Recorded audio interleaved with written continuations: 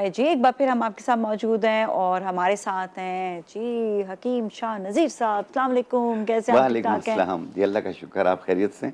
बिल्कुल सेट हैं। आप ये बताएं कि आज हम बात करने वाले हैं डायबिटीज़ पर, जी हाँ, राइट? डायबिटीज़, शुगर और शुगर की वजह से जो कमज़ोरी हो जाती हाँ, है। अच्छा, हम बहुत सारी इस पे बातें करेंगे और शुगर होती क्यों है पहले ये भी बताएंगे और उसके बाद उसके लिए उसका हल भी बताएंगे।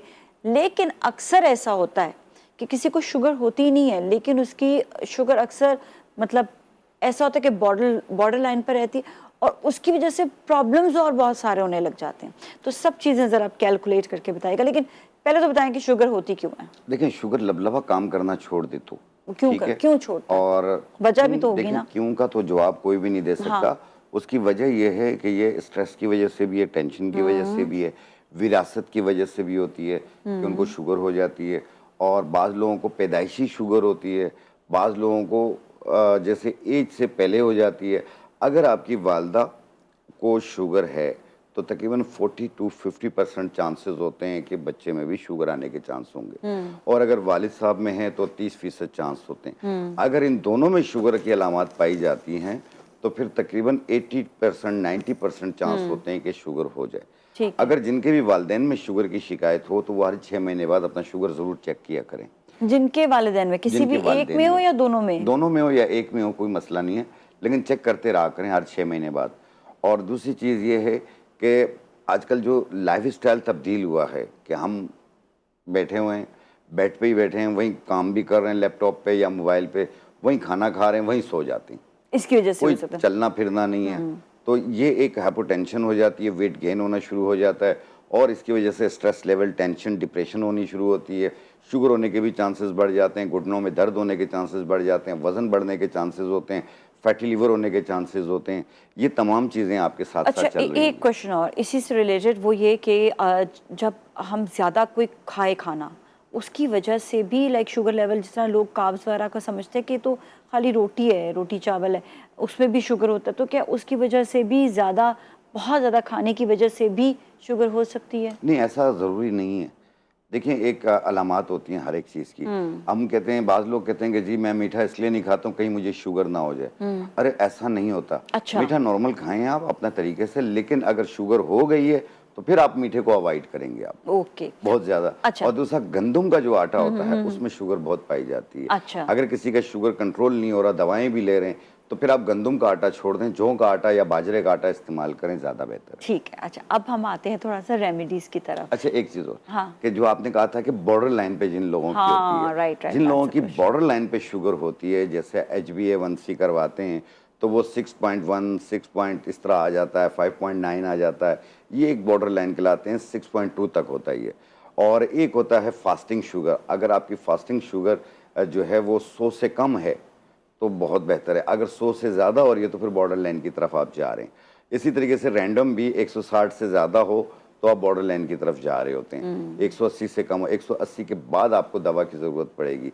और अगर HbA1c 6.4 6.5 पे आ गई है तो आपको दवा की ज़रूरत पड़ेगी। अगर आपको बॉर्डर लाइन पे शुगर है तो प्लीज़ उसके लिए कोई रेमेडी ना खाएं, उसके लिए वॉक करें, आप मीठा मीठा बंद कर दें और फीकी चाय पिएँ और वॉक आप 45 मिनट की वॉक रोज़ाना करें, इंशाल्लाह ताला ये वापस कंट्रोल में आ जाएगी। अच्छा, अगर जिस तरह बॉर्डर लाइन वाली बात है, अगर बॉर्डर लाइन वाले जो हैं कुछ ऐसा, जिस तरह कोई कड़वी चीज़ कहते हैं ज़्यादा खाएं तो ये कि शुगर लेवल ज़रा कम होने लग जाता है, तो ऐसा क्या सही है या नहीं, नहीं? कुछ चीज़ों में ऐसा पाया जाता है। बाज़ लोग करेला खा रहे होते हैं, बाज़ लोग मुख्तलिफ़ चीज़ें खा रहे होते हैं।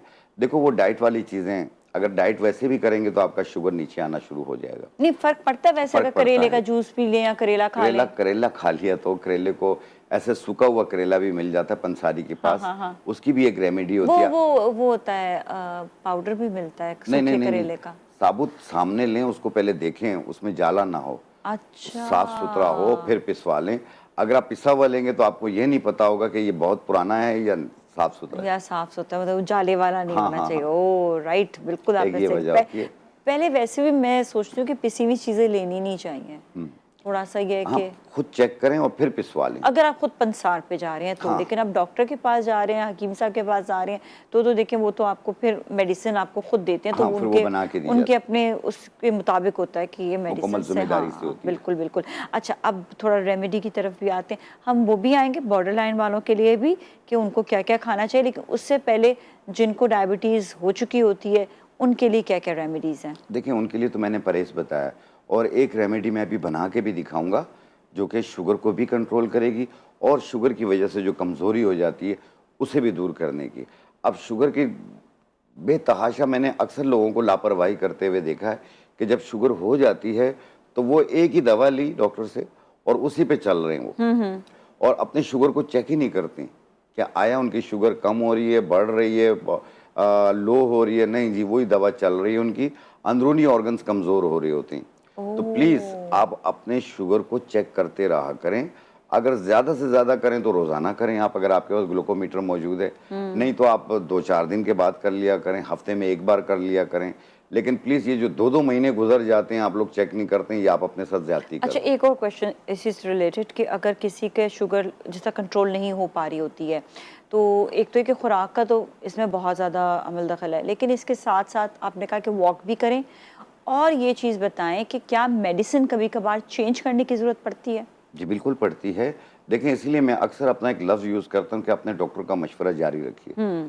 अब आपकी काफ़ी चीज़ें ऐसी होती हैं जो डॉक्टर समझ रहा होता है, जो आप नहीं समझ पा रहे होते हैं। आप अपनी फीलिंग्स बता रहे होते हैं, लेकिन डॉक्टर अपनी रिपोर्ट्स, आपकी रिपोर्ट्स के हिसाब से और आपकी फ़िज़िकल चेकअप के हिसाब से आपको बताते हैं कि आप ये दवा मैं रोक रहा हूँ, मैं इसकी जगह ये स्टार्ट कर रहा हूँ। और इसको, इसके साइड इफ़ेक्ट को दूर करने के लिए ये चीज़ भी एक साथ में चला रहा हूँ। तो ये एक चीज़ होती है। और दूसरी चीज़ ये है कि जब मुँह खुश्क रहने लग जाता है, हाथ-पाँव जलने लग जाते हैं और हाथ-पाँव सुन्न होते हैं, चप्पल निकल जाती है, पता नहीं चलता और यूँ लगता है जैसे बजरी पे चल रहे हैं। तो ये एक अलग वीकनेस हो जाती है और हर किस्म की कमज़ोरी हो जाती है। ख़वातीन में भी, मर्दों में भी हर किस्म की कमज़ोरी लाहक हो जाती है। तो आज उसको भी क्योर करने का मैं तरीका बताऊँगा और उसका एक नुस्ख़ा बना के दिखाऊँगा। इंशाअल्लाह ताला आप लोगों को बहुत अच्छा बिल्कुल। लगेगा। लेकिन प्लीज़, अगर कोई डॉक्टर की मेडिकेशन या इंसुलिन आप यूज़ कर रहे हैं, उसे 1 दिन के लिए भी नागा ना कीजिए, उसे जारी रखिएगा और उसके साथ ये रेमेडी इस्तेमाल बिल्कुल, करनी है साथ आपने। ये रेमेडी भी करें और फिर ये कि अपना टेस्ट अपना ज़रूर टेस्ट आप करते रहें। बिल्कुल। अच्छा, आपकी रेमेडी इस्तेमाल करने के बाद शुगर लेवल जिस तरह कंट्रोल हो रहा है या लो हो रहा है, तो अगर लो होता है तो भी क्या मेडिसिन्स को जारी रखना चाहिए या देखें, नहीं? जब शुगर लो होती है तो फिर आपको खजूर वगैरह ये चीज़ें खानी पड़ती मतलब हैं। आप खा लें फिर, खा सकते हैं ठीक है, आप, ताकि वो ताकि कंट्रोल हो वापस वो जाए। कंट्रोल लेवल पे आ ठीक जाए। है, लेकिन अपनी इंसुलिन नहीं छोड़ें नहीं, या वो तो अपनी आप मेडिसिन देखें, नहीं छोड़ें। दवाओं में रद्द-बदल आपने अपने हाँ, डॉक्टर के मशवरे से करनी है, खुद से नहीं करनी है। ठीक है। कभी-कभी आपकी फीलिंग्स कुछ और होती हैं और वहाँ शुगर का लेवल कुछ और बता रहा होता है। तो इसलिए आपको उस वक़्त नहीं पता चलता। तो फौरी तौर पे अपने करीबी डॉक्टर से राब्ता किया करें। ओके, जो लोग हमें देख रहे हैं तो हमें कॉल भी कर सकते हैं। कॉल करके आपका अगर कोई भी सवाल है किसी चीज़ से भी रिलेटेड, आपका आप बिल्कुल अब कोई बीमारी है उसके हवाले से भी आप ज़रूर क्वेश्चन कीजिएगा। अच्छा, इसी से अगर देखिए किसी को अगर डायबिटीज़ हो गई है और उसका जो है वो डायबिटीज़ में उसका जो है कोई ज़ख़म आ गया है, अब कहते यही है कि आपको अपनी शुगर भी कंट्रोल रखनी है।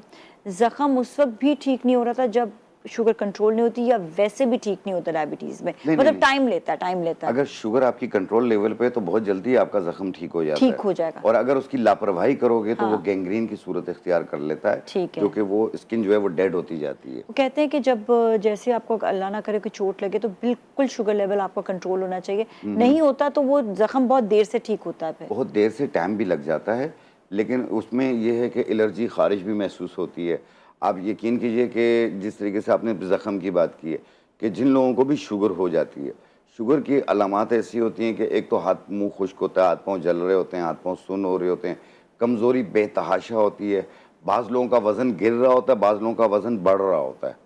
ये दोनों सूरत हाल होती है और साथ में स्किन एलर्जी के भी चांसेस बढ़ जाते हैं। अच्छा, ये भी बढ़ जाते हाँ, हैं। ये भी बढ़ जाते हैं। अच्छा, ये बताइएगा कि जिस तरह अगर अगर ये सब चीज़ अलामात हो रहे होते हैं तो इसके लिए स्किन के लिए क्या अलहदा से कोई चीज़ खानी चाहिए या पी सकते हैं या लगा सकते हैं? जी, बिल्कुल।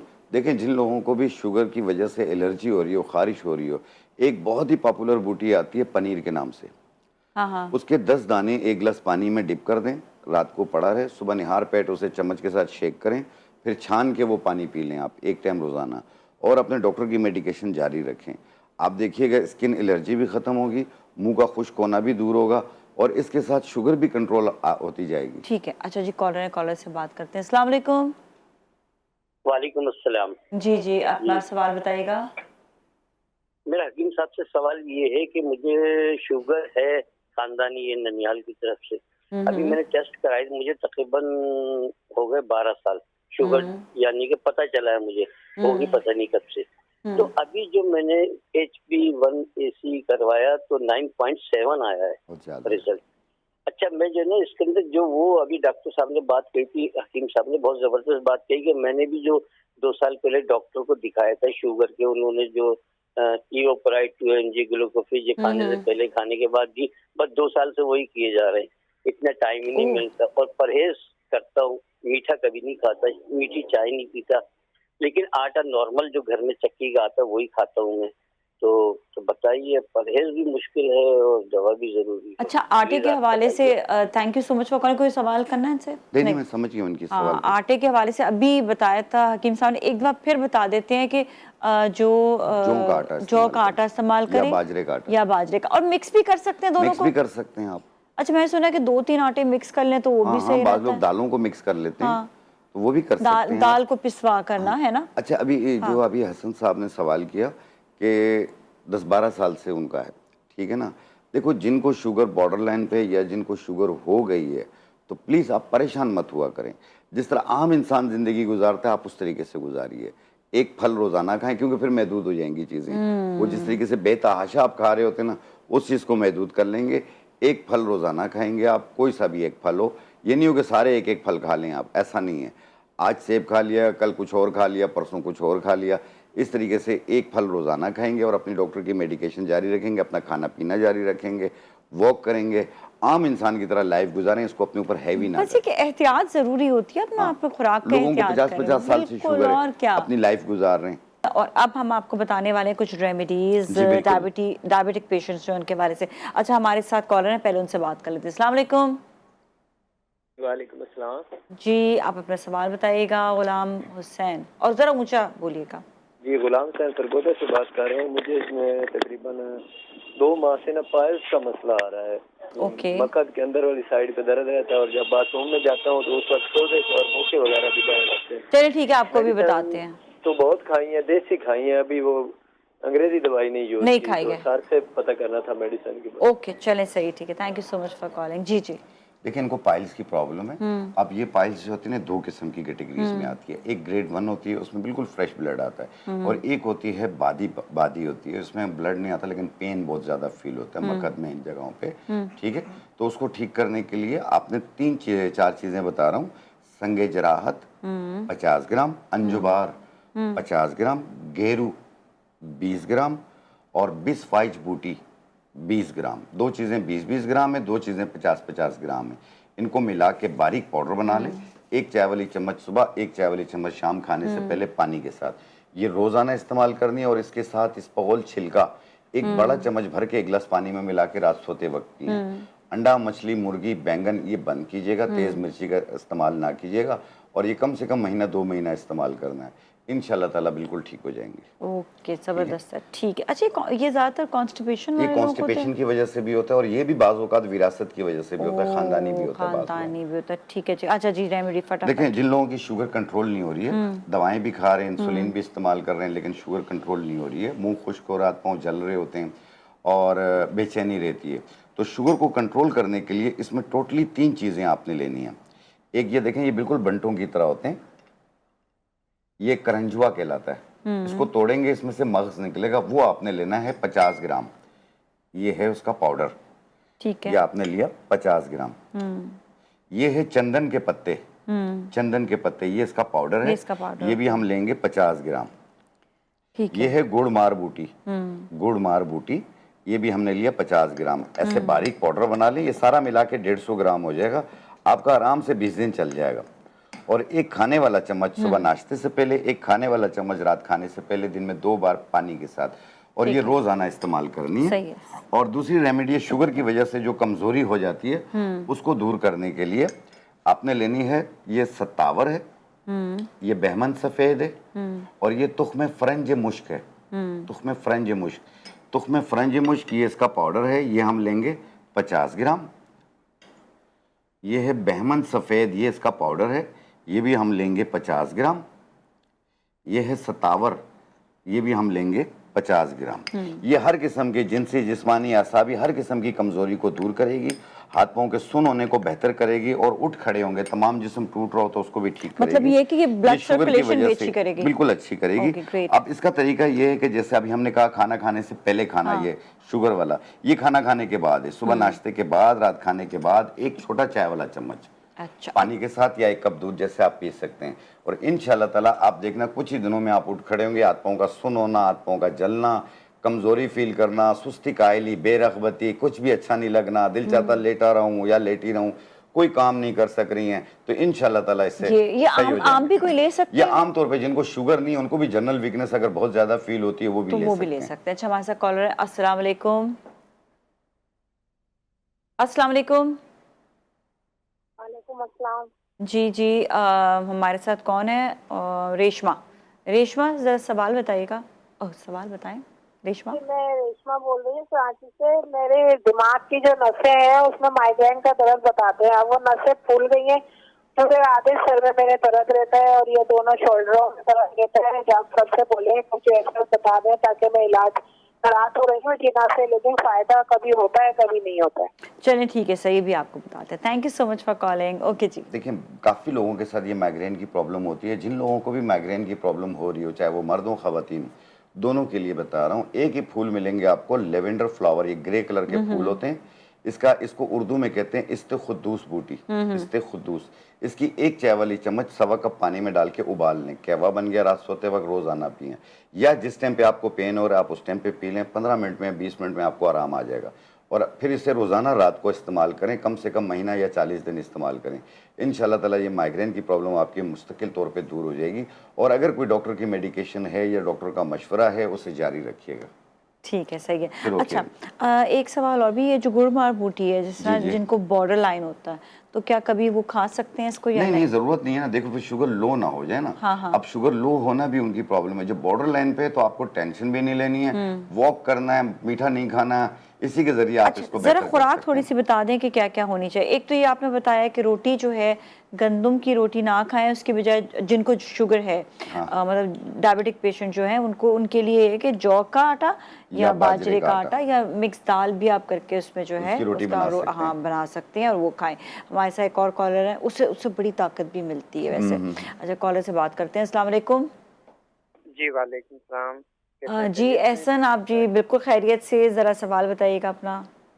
शाह साहब से बात करनी थी। जी जी। अच्छा, जी जी, मसला ये कि इसी प्रोग्राम में इन्होंने बताया था कि वो कब आवाज़ की बहुत वजह कम आ से रही जो है। पेट फट जाता है तो उसमें उन्होंने बताया था अमलतास 2 इंच का टुकड़ा रात को जो है अमलतास का कोई बताया था अपने टोटका? सौंफ के अर्क में डाल के वो सॉफ्ट केयर में डाल के 40 दिन तक, ये मेरे वाइफ का मसला है ना, मैं 40 समझ गया। दिन तक इस्तेमाल किया, 40 फर्क दिन नहीं तक पड़ा। नहीं उसके पड़ा। अलावा अगर कोई है तो मुझे बता दें। ठीक है, वो कह रहे हैं इस चीज़ से फ़र्क नहीं पड़ा, कोई और रेमेडी है तो बता दें। अच्छा, देखिए अमलतास की फली का जो मैंने बताया था वो अगर कॉन्स्टिपेशन यानी कब्ज़ रहती हो उसकी वजह से अगर आपका पेट निकल रहा हो तो ये उसके लिए बेहतर है।